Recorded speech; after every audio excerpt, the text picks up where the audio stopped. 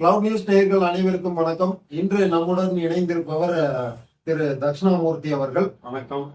இன்னைக்கு நம்ம பேச போற கண்டென்ட் என்ன அப்படின்னா, கரூர் சம்பவத்தை பத்தி தான். கரூர்ல நடந்த அந்த ஒரு துயர சம்பவம் அப்படிங்கிறது மனித குலத்துக்கே ஒரு அதிர்வலைகளை ஏற்படுத்தி இருக்கு அப்படின்னா ஆச்சரியப்படுறதுல. ஏன்னா அவ்வளவு பெரிய ஒரு கொடூரமான சம்பவம் அது அப்படின்னா, அரசியல் களத்திலேயே இந்த மாதிரி ஒரு சம்பவம் இதுக்கு முன்னாடி நடந்தது இல்ல. சோ அந்த மாதிரி ஒரு துயர சம்பவம் அப்படின்னு தான் கரூர் சம்பவத்தை பார்க்கப்படுது.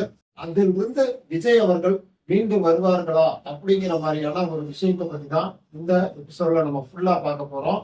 பல அரசியல் விமர்சனங்களுக்கு பாத்தீங்கன்னா அப்படின்னா எல்லாருமே இதோட அவருடைய சகாப்தம் முடிந்தது அப்படிங்கிற மாதிரி சொல்லிட்டு இருக்காங்க. ஆனா அவர் சைலண்டா இருந்ததுக்கு காரணம் பல சட்ட ஆலோசனைகளை நிறைய பார்த்துட்டு இருக்காரு.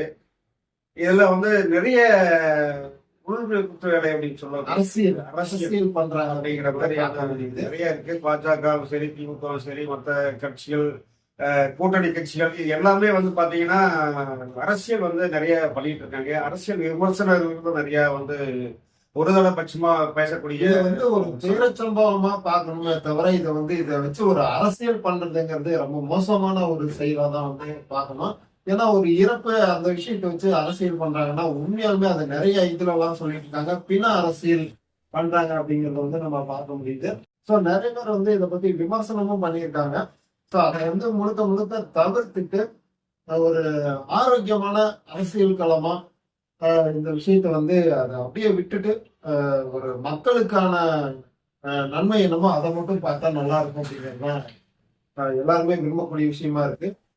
விஜய் பாத்தீங்க அப்படின்னா இப்போ ஒரு வீடியோ வெளியிட்டு இருக்காரு. அது இன்னும் 3 நாளைக்கு அப்புறம் வெளியிட்டு இருக்காரு. ஏன் இது அப்பவே வெளியிடல அப்படிங்கிற சில விமர்சனங்கள் நிறைய தொலைக்காட்சிகள்ல நம்ம ஊடகங்கள்ல நம்ம பார்க்க முடியுது. அது ஏன் அப்படின்னா, மற்ற அரசியல்வாதிகளாக இருந்தால் உடனடியாக அதுக்கு ரியாக்ட் பண்ணுவாங்க. ஆனா இவர் தன்னோட ஒரு குடும்பத்தில் ஒருவராக இருப்பதால் அதனுடைய வழிகளை எப்படி இருக்கும், அதனுடைய வழி எப்படி இருக்கும் என்பதுதான் அவருடைய மனசுல இருந்துட்டு, அதனாலதான் அவர்களால் அதாவது துக்கம் கொண்டே அடிக்க முடியுமா இல்லைங்களா, அந்த மாதிரி அவரால் பேசக்கூட முடியாத ஒரு சூழ்நிலையில தான் அவர் 3 நாள் அவதியா இருந்ததுக்கான காரணம். அவர் அந்த வீடியோவில் கூட என்ன சொல்லியிருக்காரு அப்படின்னா, சிஎம் சார், எனக்கு ஏதாவது ஒண்ணு நான் என்ன எதை வேணாலும் பண்ணுங்க, நான் ஆபீஸ்ல இருப்பேன் இல்ல வீட்டுல இருப்பேன் அப்படின்னாலே அதுல உள்ள அர்த்தம் இருக்கு. என்ன எது வேணாலும் நீங்க பண்ணுங்க, பட் பொதுமக்களை என்னுடைய ரசிகர்களை என்னுடைய தொண்டர்களை எதுவும் பண்ணிடாதீங்க அப்படிங்கறத அதோடைய உள்ள கருத்தை நான் பாக்குறேன்.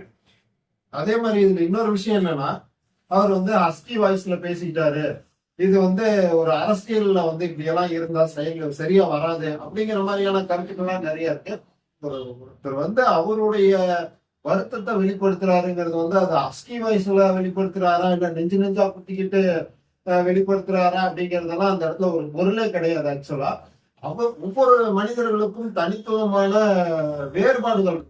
சோ ஒருத்தர் மாதிரியே இன்னொருத்தர் ரியாக்ட் பண்ணுவாங்க அப்படிங்கறதெல்லாம் கிடையவே கிடையாது. ஆக்சுவலா அந்த இடத்துல அது அப்படி பார்க்கறதும் ஒரு தவறான கருத்து தான் நான் பாக்குறேன். ஒருத்தர் கதறி அழுவாங்க, ஒருத்தர் மன ரீதியா வருத்தப்பட்டு அவங்க மனசுக்குள்ள அந்த வேதனைகளை வெளியே சொல்ல முடியாம அந்த விஷயம் அவங்க நிறைய பேர் தாக்க இறந்துட்டாங்க அப்படிங்க போகும்போது, அப்புறம் பார்க்க இறந்துட்டாங்கும் போது அவருக்கு அந்த குற்ற உணர்ச்சிகள் அப்படிங்கிறது கட்டாயமா இருக்கும். நம்மளும் ஒருத்தவங்க பார்க்க இந்த மாதிரி ஆயிடுச்சு அப்படிங்கிற அந்த வருத்தங்கிறது நீங்க சொன்ன மாதிரி தொண்டை அடைக்கும் அப்படிங்கிற விஷயம் எல்லாமே இருக்கு.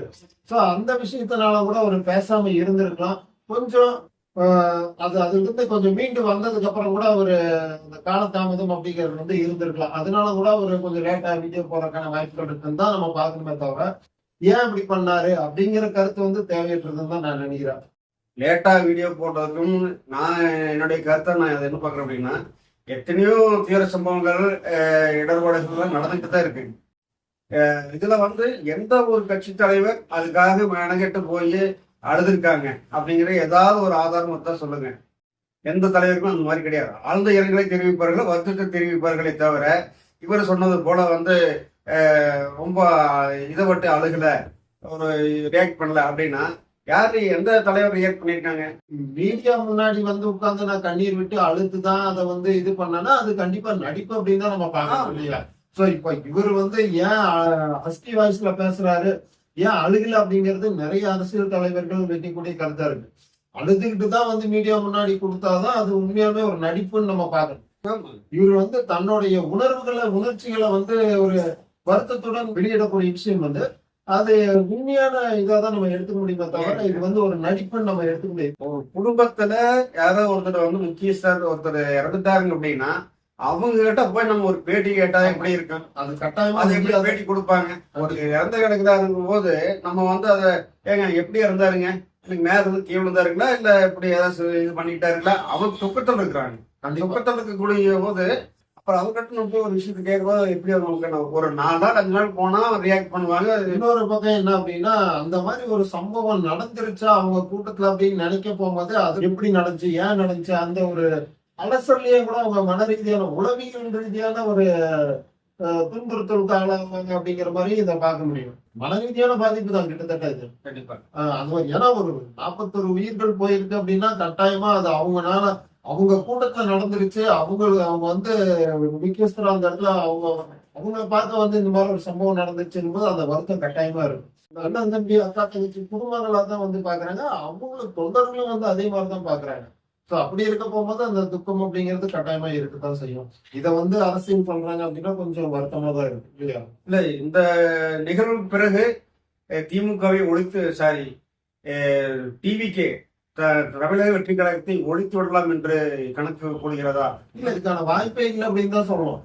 கிட்டத்தட்ட அந்த சம்பவத்துக்கு அப்புறம் நிறைய கருத்துக்கள் நம்ம சமூக வலைதளங்களுடைய இதுல பார்த்தோம்னா கமெண்ட் செக்ஷன்ல பார்த்தோம் அப்படின்னா நிறைய ஆதரவா தான் இருக்கே தவிர அவங்களுக்கு நெகட்டிவான கமெண்ட்ஸ் வந்து ரொம்ப குறைவு அப்படின்னு தான் பார்க்க முடியுது. இது அரசியல் விமர்சனங்கள் இதை வந்து வெறும் ரீல்ஸ் பண்றதுனால மட்டும் ஓட்டா மாறிடாது அப்படிங்கிற மாதிரியான விமர்சனங்கள் வைக்கிறாங்க. ரீல்ஸ் அப்படிங்கிறத விட அவங்களுக்கு ஆதரவு இன்னும் அதிகமா கூட்டிருச்சுன்னு தான் நம்ம பார்க்க முடியுதே தவிர முதல்ல இப்போ ஒரு 2 ஸ்டெப் மேல தாண்டி தான் போயிருக்காங்கன்னு தான் பார்க்க முடியுது. ஏன்னா இது வந்து ஏதோ ப்ரீ பிளான்ட் அப்படிங்கிற மாதிரிலாம் வந்து நிறைய வீடியோஸ் போகுது. அதுல எல்லாம் பாத்தீங்கன்னா கமெண்ட்ஸ் உங்களை பத்தி எங்களுக்கு தெரியுங்கிற மாதிரிலாம் நம்ம நிறைய பார்த்துக்கிட்டு இருக்கோம்.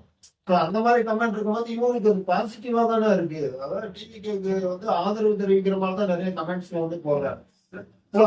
மூத்த பத்திரிகையாளர் கூட சொல்றாங்க என்ன சொன்னாரு அப்படின்னா இந்த வந்து 10,000 பேர் தான் வருவாங்க அப்படிங்கிற இதை வந்து முதல் வந்து மாநாட்டை தவிர்த்து திருச்சி பிரசார கூட்டமாகட்டும் அரியலூர் வந்து இப்படி வரும்போது இந்த 6வது கோவில் தான் வருது நாமக்கலை தாண்டி. இப்போ இப்படி இருக்கக்கூடிய வகையில இவ்வளவு கூட்டங்கள் கூடும் அப்படின்னு இன்டெலிஜென்ஸ் ரிப்போர்ட் ஏன் கொடுத்துருப்பாங்களா, ஏன் கொடுக்காம போனாங்க அப்படிங்கிற ஒரு கேள்வியை வந்து முன்வைக்கிறாங்க. கண்டிப்பா அதை வந்து பாதுகாப்பு குறைபாடாதான் நினைக்கிறாங்களே தவிர இதேதான் வந்து மத்திய குழுவும் வந்து அதேதான் என்டிஏ கூட்டணி குழு வந்து இப்போ இது பண்ணிட்டு போனாங்க. சோ அவங்களும் வந்து அதே தான் இப்போ எடுத்து முன்னிலைப்படுத்தி பேசிட்டு இருக்காங்க. ஏன் வந்து இவங்களுக்கு தெரியாம போச்சு, இன்டெலிஜென்ஸ் ஃபெயிலியரா அப்படிங்கிற மாதிரிலாம் வந்து நிறைய அவங்களும் கருத்துக்களை வந்து முன்வச்சுட்டு தான் இருக்காங்க. சோ அப்படி பார்க்கும்போது இது ஏதோ ஒரு குறைபாடு இருந்த காரணத்தினாலதான் வந்து இந்த மாதிரி ஒரு சம்பவம் நடந்துச்சு. நிறைய எல்லாருமே போடக்கூடிய விஷயமும் அதைதான் நம்ம பார்க்க முடியும். அவனுடைய இறக்கையை ஒடித்து விட்டோம் என்று திமுக நினைக்கிறதா? வாக்குகள் பதிவாகுதுங்கிறது அதுக்கப்புறம் வரக்கூடிய அந்த தேர்தலுடைய முடிவுகள்ல தான் நமக்கு தெரியும் இல்லைங்களா? ஸோ எலெக்ஷன் ரிசல்ட் வரும்போது தான் அதனுடைய வெளிப்பாடு என்னங்கிறது நம்ம புரிஞ்சுக்க முடியும். அதுக்கு முன்னாடி வந்து ஒரு கன்ஃபியூஷன் வர முடியாது. இருந்தாலும் தாவேகாவுக்கு வந்து ஆதரவுங்கிறது அதிகமா கூடியிருக்கு அப்படிங்கிறத நம்ம பார்க்க முடியும். முடிந்தவரை பகலில் வந்து மீட்டிங் வந்து பிரச்சாரம் பண்ணாங்க அப்படின்னா எனக்கு இரவு நேரத்துல தவிர்த்துட்டாரு அப்படின்னா மிக இதா இருக்கும். ஏன்னா இது போன்ற சம்பவங்களை வந்து நம்ம யார் ஊடுருவிகள் கருப்பாடுகள் உள்ள வருது அப்படிங்கிறத கூட நம்ம அதை பார்க்கக்கூடிய ஒரு விஷயமா நம்ம இதை பார்க்கலாம். இரவு நேரங்கள் அப்படிங்கிற போதானே அவங்களுக்கு சாதகமாக போகக்கூடிய ஒரு விஷயமாவும் இருக்கு. சப்போஸ் அந்த மாதிரி நடக்குது அப்படின்னாலும் இரவு நேரங்கள்ல வந்து அதுக்கான வாய்ப்புகள் இருக்குது.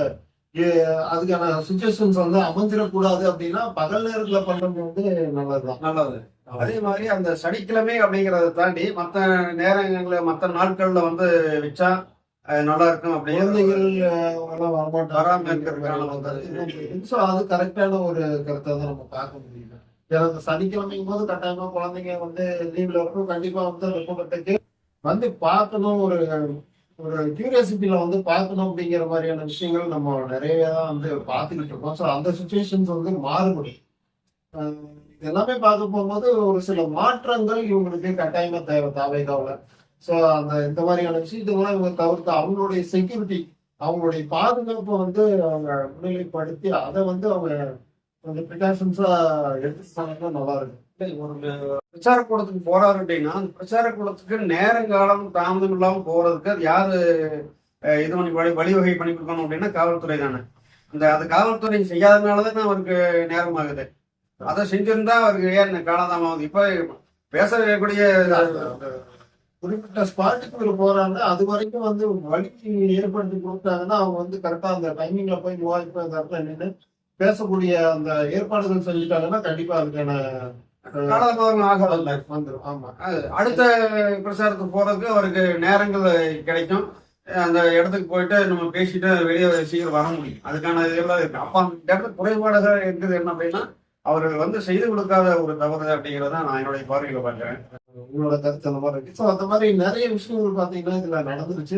இனிமே வந்து எந்த ஒரு அரசியல் கூட்டமா இருந்தாலும், வேற எந்த ஒரு கோயில் விசேஷ கூட்டங்களா இருந்தாலும், இந்த மாதிரி நெருக்கடிகள் இருக்கும் பட்சத்துல பொதுமக்கள் வந்து அவங்களுடைய பாதுகாப்பை கண்டிப்பா உறுதி பண்ணிக்கணும். ஏன்னா இந்த பாதுகாப்பு குறைபாடு யாரால நடக்குது அப்படிங்கறது எல்லாமே நம்ம ஒரு புறம் வச்சுட்டு அவங்களுடைய பாதுகாப்பு, ஏன்னா ஒரு வீடு அப்படிங்கும் போது அவங்களுடைய பாதுகாப்பை பத்தி அவங்க கொஞ்சம் யோசிக்கணும்.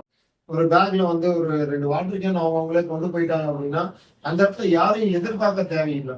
ஸோ ஒரு பிஸ்கட் பாக்கெட்டோ அவங்க வந்து ஒரு பேக்ல போட்டு போயிட்டாங்கன்னா அவங்களுக்கு அவங்களே வந்து அவங்க எடுத்து குடிச்சுக்க முடியும். ஸோ அந்த மாதிரி மயங்கி விழுவதற்கான வாய்ப்புகள் வந்து குறையும் அப்படிங்கறத நம்ம சொன்னாங்க.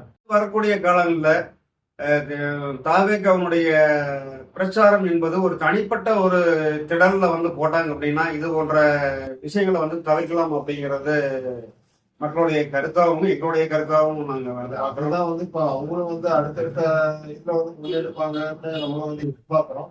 ஸோ கட்டாயமா இனிமே வந்து அந்த மாதிரி ஒரு சுச்சுவேஷன், ஏன்னா இப்போ ஒரு டைம் நடந்துச்சு அப்படிங்கும் போது அவங்க இன்னும் ரொம்ப அலர்ட்ல தான் இருப்பாங்க. அவரும் அதான் சொல்றாரு, இனிமே வந்து தாவேக்கா ரொம்ப ஸ்ட்ராங்கா தான் வரும் அப்படிங்கிற மாதிரி வந்து அப்படி பேசியிருக்காரு.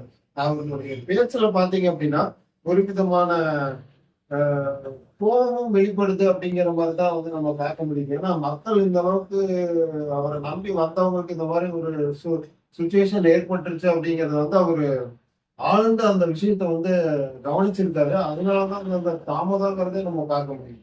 அந்த காணொலி வெளியாகிறதுக்கான அந்த காலதாமதம் ஏற்படுறதுக்கு காரணமும் அதுதான் அப்படின்னு சொல்லி நான் நினைக்கிறேன். இதே வந்து தாவேக்கா வந்து பாத்தீங்கன்னா தனிப்பட்ட ஒரு ஐடி இங்க போட்டு அவங்களுடைய ட்ரோன்கள் மூலமாக அவங்களுடைய கேமரா மூலமாக தனிப்பட்ட முறையில வந்து பதிவு செஞ்சாங்க அப்படின்னா அவங்களுக்கு ஒரு ப்ரொடெக்ஷன், அது வந்து நாளைக்கு ஏதாவது ஒரு அசம்பாவிதம் நடத்தினாலும் யாரு என்னன்னு ஃபைண்ட் அவுட் பண்றதுக்கு வந்து ஈஸியா இருக்கும். அது மற்ற ஊடகங்கள் கிட்ட போய் நம்ம அந்த ஃபுட்டேஜை வாங்கி பண்றோம் அப்படிங்கிறது இவங்களா வந்து ஒரு சொந்தமா வச்சு ஒரு சொன்னாங்க அப்படின்னா இவங்களுக்கு யார் அந்த ஊடுருவிகள் யார், கடுப்பாடுகள் யார், யார் அது செய்யறது கரெக்டா போயிட்டு இருக்கா இல்லையா அப்படிங்கிறது இவங்க வந்து உடனுக்குடன் வந்து அதை எடுக்கக்கூடிய வகையில் அது அமையும். ஃபுட்டேஜ் அவங்க கையிலேயே இருக்கும். ஸோ ஈஸியா வந்து அவங்களுக்கு தேவையான இதை வந்து அவங்க செக் பண்ணி பார்க்கறதுக்கான வழிவகுக்கும் அப்படிங்கிறத நம்ம பார்க்கணும். 3 விஷயங்களை வந்து தாவேக்கா முன்னிலையில் நிறுத்தி இன்னும் வரக்கூடிய பிரச்சாரங்களை தனியான அவங்களுக்கான ஊடகங்கள் ஐடி லிங்க், 2வது தனிப்பட்ட இதுல வந்து ஒரு திடல்ல வந்து பிரச்சார கூட்டம், 3வது வந்து கால நேரங்கள் வந்து இரவு நேரங்களில் பிரச்சாரத்தை நடத்துவதை தவிர்க்க வேண்டும் என்பது போன்ற விஷயங்களை கையில் எடுத்து மீண்டும் களத்துக்கு வந்தால் கண்டிப்பாக ஒரு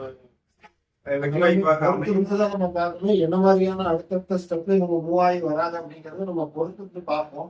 கூட்டணிக்கு வாய்ப்பு இருக்கா, இதுல வந்து பிஜேபியோட கூட்டணிக்கு போயிடுவாங்களா, அவங்களோட கூட்டணிக்கு போயிடுவாங்க அப்படிங்கிற மாதிரியான கருத்துக்களும் வந்து நிறைய விமர்சனங்கள் நிறைய ஏதாவது ஒரு பிரச்சனை அப்படின்னு வந்தோம்னா தான் அதை வச்சு சாதகமா நாம ஏதாவது பயன்படுத்த முடியும் அப்படின்னு கட்சிகளும் சரி, இருக்கக்கூடிய கட்சிகளும் சரி அதுக்கான வழிவகைகளை வந்து கண்டறிஞ்சுட்டு இருப்பாங்க. ஏன்னா அரசியல் தானே இது. எதுல ஒருத்தரை வந்து அமுத்த பார்க்கலாம், இந்த வகையில கழுத்தை பிடிச்சி பார்க்கலாம் அப்படிங்கிற மாதிரியான விஷயங்களை அவங்க உள்ள கொண்டாடுவாங்க. அப்பதான் வந்து நம்ம உடைய சரண்டரானா நம்ம கூட்டணி போட்டு நம்ம ஜெயிக்க முடியும். திமுகவுக்கு வந்து இந்த சம்பவத்துக்கு அப்புறம் அப்படிங்கிறத விட இதுக்கு முன்னாடியும் பாத்தீங்கன்னா தாவேகாவுக்கு சரியான ஒரு ஆதரவு மக்கள் திரள் வந்து ஏகப்பட்டது கூட்டம் சேர்ந்ததுங்கிறது எல்லாமே நம்ம பார்க்க முடிஞ்சுது.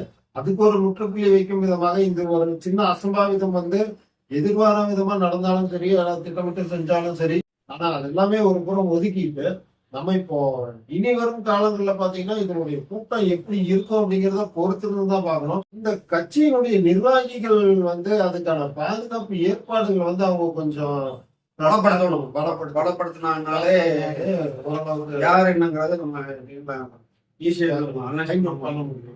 இதை வந்து அரசியலா பார்க்காம உண்மையாலுமே அந்த மக்களை சேர்ந்து வாழணும், அந்த குடும்பத்துக்கு வந்து ஒரு ஆழ்ந்த இரங்கலும் நம்ம தெரிவிக்கணும்.